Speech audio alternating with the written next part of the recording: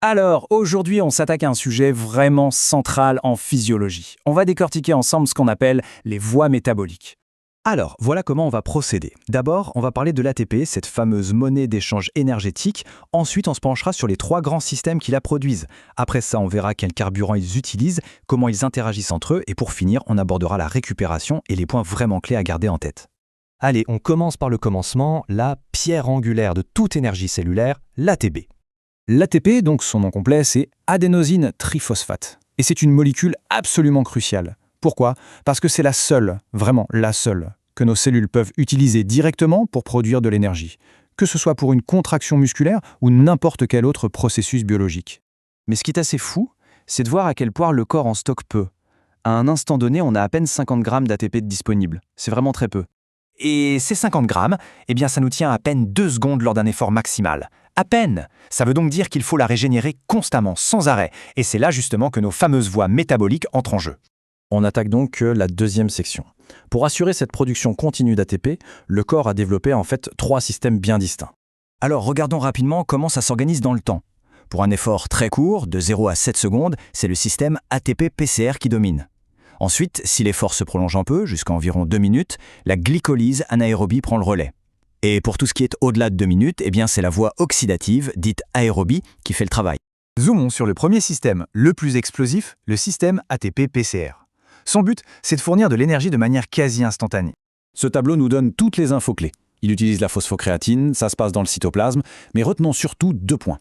D'un côté, une puissance très élevée, parfaite pour un effort maximal. De l'autre, un rendement vraiment bas, à peine 1 ATP de produit. Du coup, son facteur limitant est assez évident, l'épuisement très rapide des réserves.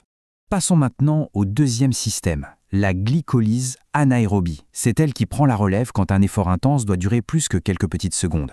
Alors là, le carburant, c'est le glucose ou le glycogène. Ça se passe toujours dans le cytoplasme, la puissance reste encore assez élevée, on produit 2 à 3 ATP. Par contre, son principal inconvénient, son facteur limitant, c'est l'accumulation d'ions H+, les ions hydrogène. Cette accumulation augmente l'acidité dans le muscle et c'est ça qui finit par limiter la performance. Et on termine avec le troisième système, la voie oxydative, qu'on appelle aussi la voie aérobie. Là, on parle vraiment du système de l'endurance. Avec ce système, on change complètement de dimension. D'abord, la production d'énergie ne se fait plus dans le cytoplasme, mais dans les mitochondries. Les carburants sont bien plus variés, glucides, lipides et même des protéines. Et surtout, regardez le rendement, entre 32 et plus de 100 ATP. C'est énorme. La contrepartie, bien sûr, c'est que la puissance est plus modérée. Et les facteurs qui peuvent la limiter sont plus complexes, la VO2 max, les réserves de glycogène ou encore la gestion de la température corporelle. Et justement, puisqu'on parle de carburant, ça nous amène tout naturellement à notre troisième section, les substrats énergétiques. Ce graphique illustre quelque chose de fondamental. Regardez la différence abyssale entre nos réserves de glucides, environ 2500 kcal, et nos réserves de lipides, qui peuvent atteindre 70 000 kcal, voire plus. C'est un rapport de force complètement déséquilibré. On comprend donc que chaque carburant a un rôle spécifique. Les glucides, c'est notre énergie rapide, facilement accessible, mais les stocks sont limités. Les lipides, c'est notre réserve d'endurance, quasi inépuisable, mais elle est beaucoup plus lente à mettre en route. Et les protéines, eh bien le rôle est vraiment mineur, sauf dans des efforts de très longue durée, où elles peuvent contribuer à hauteur de 5 à 10%. Quatrième section. Ici, on va aborder une idée reçue assez tenace. On imagine souvent ces systèmes comme un relais, où l'un passe le témoin à l'autre. En réalité, c'est bien plus subtil que ça. Voilà le point crucial à comprendre, les 3 voies métaboliques fonctionnent tout le temps, simultanément. Il n'y a pas de bouton on-off. Ce qui change en fonction de l'intensité et de la durée de l'effort, c'est simplement la contribution de chacune. L'une d'entre elles devient prédominante, mais les autres ne s'arrêtent jamais complètement. Pour que ce soit plus concret, imaginez un sprint. Là, ce sont l'ATP-PCR et la glycolyse qui vont fournir le plus gros de l'énergie. Pour un effort intense qui dure 1 ou 2 minutes, c'est clairement la glycolyse qui va être prédominante. Et enfin, pour un effort prolongé, type endurance, c'est le système aérobie qui va prendre les commandes et assurer la grande majorité de la production d'énergie. Donc, l'image à garder en tête, c'est vraiment celle d'un continuum. La production d'énergie n'est pas une série d'étapes séparées, mais un flux continu, un chevauchement permanent où les proportions de chaque voie s'ajustent en temps réel.